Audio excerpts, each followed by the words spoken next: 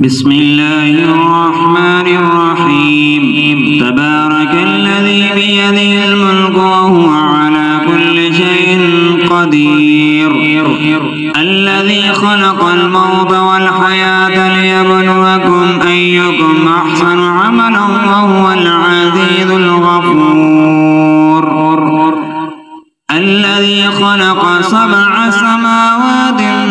طباقا ما ترى في خلق الرحمن من تفاوت فارجع البصر هل ترى من فطور ثم ارجع البصر كرتين ينقلب إليك البصر خاسئا وهو حسير ولقد زينا السماء الدنيا بمصابيح وجعلناها رجوما للشياطين وأعتدنا لهم عذاب السعير وللذين كفروا بربهم عذاب جهنم وبئس المصير إذا ألقوا فيها سمعوا لها شهيقا وهي تفور تكاد تميز من الغيظ كلما ألقي فيها فوج سألهم خزنتها ألم يأتكم نذير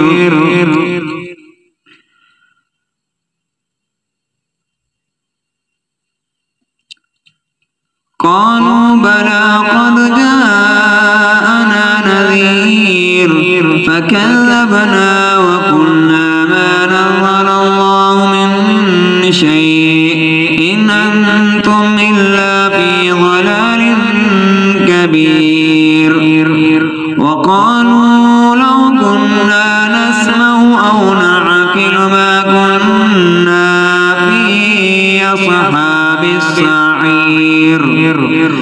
فاعترفوا بذنبهم فسحقا لأصحاب السعير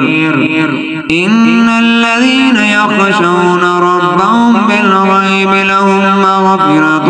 وأجر كبير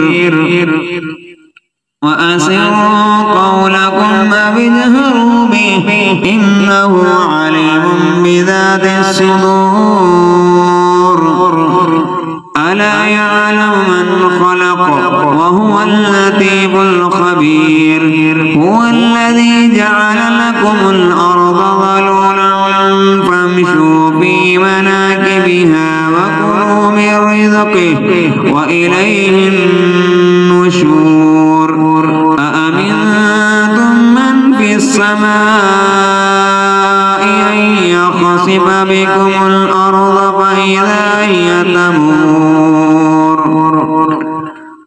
أم أمنتم من في السماء أن يرسل عليكم حاصبا فستعلمون كيف نذير ولقد كذب الذين من قبلهم فكيف كان نكير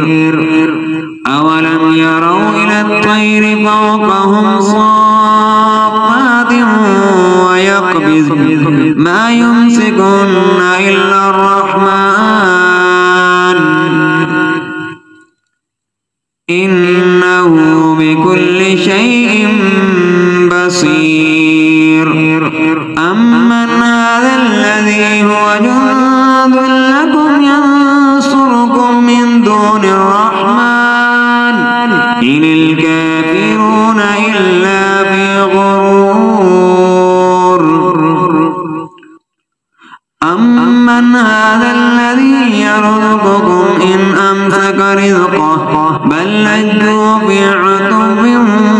ونفور أفمن يمشي مكبا على وجهه أهدى